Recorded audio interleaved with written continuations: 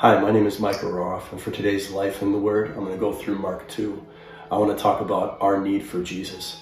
Why did he come if we don't actually need him? Jesus, knowing what he was going to go through, being despised, rejected, beaten, ultimately crucified on the cross.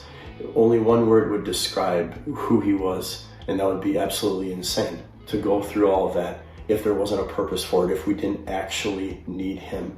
He knew that he was our only way out, and he loved us enough to willingly go through the cross. Mark 2:17 says, "And when Jesus heard it, he said to them," he was talking to the Pharisees at this time, he said, "Those who are well have no need of a physician, but those who are sick, I came not to call the righteous, but I came to call sinners." Jesus was talking to the church leaders, the Pharisees at that time, who thought they didn't need him. They thought that they could earn their way to heaven. I'm sure Jesus said this when he said, "I'm calling sinners, I'm not calling the ones that are righteous." I'm sure Jesus said this with a heavy heart, and maybe even with a little sarcasm, because he knew that all have sinned and all have fallen short of the glory of God. He looked at them and he knew that the Pharisees needed him, but they were just too proud to see it. We all need him. And we all need him to save us, but then after that, we continually need him. We need him because he saves us, he heals us, he befriends us, he encourages us, he loves us, he protects us. He is our everything, and we are constantly in need for him. We were all the sick ones in need of a physician. And so my prayer is that we never become like the Pharisees, that we suddenly don't need Jesus.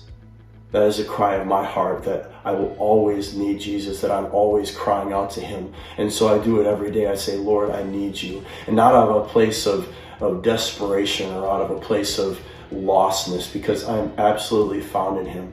But I know that to be ultimately fulfilled, I need to be found in him. And so I want him. I want his presence. I want everything that he has, because in him I am complete. So I pray that the Lord helps us to never be like the Pharisees, who are too blind to see their need, and they actually went to works to try to make it to heaven. They tried to do it through works. And Ephesians 2:8-9 says, "For by grace you have been saved through faith. And this is not of your own doing." It's so key to know that. It is not of your own doing. You can't do anything. It is the gift of God. It is a free thing. All we have to do is open up our hearts and say yes to him. Say, "Yes, Lord." And then he gives us the gift of his salvation. He gives us the gift of his presence. He gives us the gift of his everything. It's not a result of works, so that no one may boast.